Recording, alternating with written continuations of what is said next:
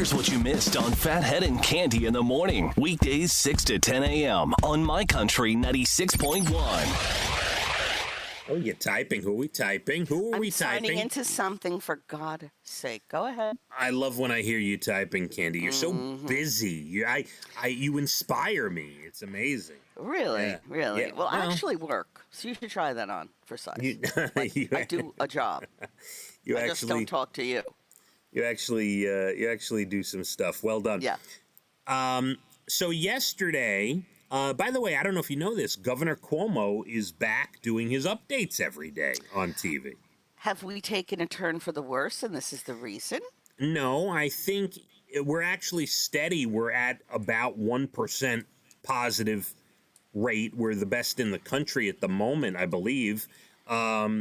And I think he just wants to keep people updated. But the big update yesterday was about school openings for the next school year, Cande. And what was the latest?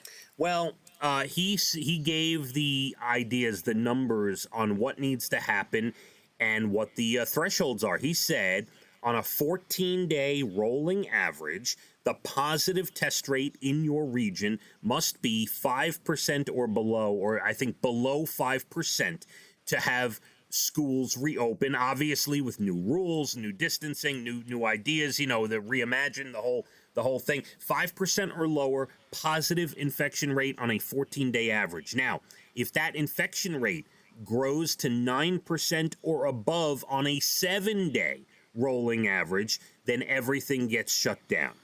Do you follow? I do follow, and it sounds to me it's going to be very iffy on whether schools will be opening. I don't know. Yeah. I don't know. I think, and like I said a few days ago or last week, he's giving himself, as well he should, he's giving himself some wiggle room and an out. He's going to make the decision about schools the first week of August. So at his current threshold, it looks like we're going to go ahead and have school, but obviously every district has to come to the table with their new idea of what school will look like, Cande. And then, there's a month between his decision and, of course, Labor Day weekend where anything can change. And then if at any time positives go 9% or above on a 7-day average, everything gets shut down. Now, this is interesting. You don't have this worry. Your kids are out of school, obviously, Cande. But my daughter-in-law, Jackie, is the teacher. So how does she feel? Do you discuss it with her? I do discuss it with her. She obviously wants to go back to the classroom. She feels, it's better to teach and you have a more connection with the students. But she has had kids that have reached out to her that maybe would not have reached out to her in a regular classroom setting. And she is doing, a little private tutoring here or, checking up with them, making sure they're up with everything going on. So it's almost become a little more intimate, if you can believe that. Yeah, I thought you were going to go a different direction. By the way, I think that's great. And I agree. I think kids, even my own kids, reach out to certain teachers, and I think it's great. I thought you were going to say that she is concerned, as much as she wants to get back in the classroom, she's concerned about herself and kids and families. And I mean, I could tell you this. I have concerns as much as I want my kids to socialize and be out there. I will tell you right now, if there is school, they will not be taking the bus. They will get, whether by me somehow. We're doing a morning show, so I don't know how, or by my wife or by someone else. They will be driven to school. I'm not putting them on a bus. I will tell you that. I'll tell you something. This goes way back before the pandemic. My father was the school bus driver, and he wouldn't let me ride the school bus. There you go. So there's a lot going on that bus. So, I don't know what to say, but yeah, I hear you. Now, the other thing is kids wearing a mask all day. It's not easy. I can't stand that mask all day. I don't know how people wear it all day. Well, and here's the thing. In a lot of school districts, everyone's got to reimagine their opening and put their idea of what their district's going to look like.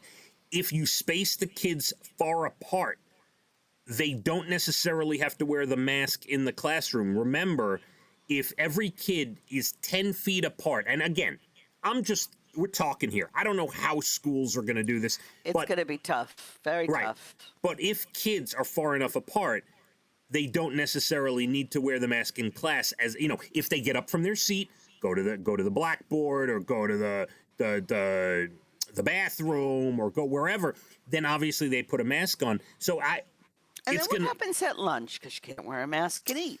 Well, listen, every school district I've seen online or whatever, everyone's idea is there will be no lunchroom. Lunch will be eaten in the classroom, distanced, or if you have to buy lunch, you don't bring and you buy lunch, then the cafeteria will put it together for you and bring it to the classroom. I don't see lunch happening. Mamma mia. Yeah, there's a lot to think through. Yeah. Absolutely. So look, I'm on the fence, as much as I need my kids to get back to it and get out of the house. And I know this is a touchy subject with everyone. I'm 50-50 on everything. I think we should be safe about things, and who knows? I mean, we still got time. We still have about 8 weeks or so to see what the heck's going to happen here. Yeah, so, a lot has to get done in 8 weeks to make it happen. A lot needs to happen. There you go. A big topic these days as we get ready to hit the mid-July. It's amazing. My Country 96.1. Phathead and Cande in the morning, weekdays 6 to 10 a.m. on My Country 96.1.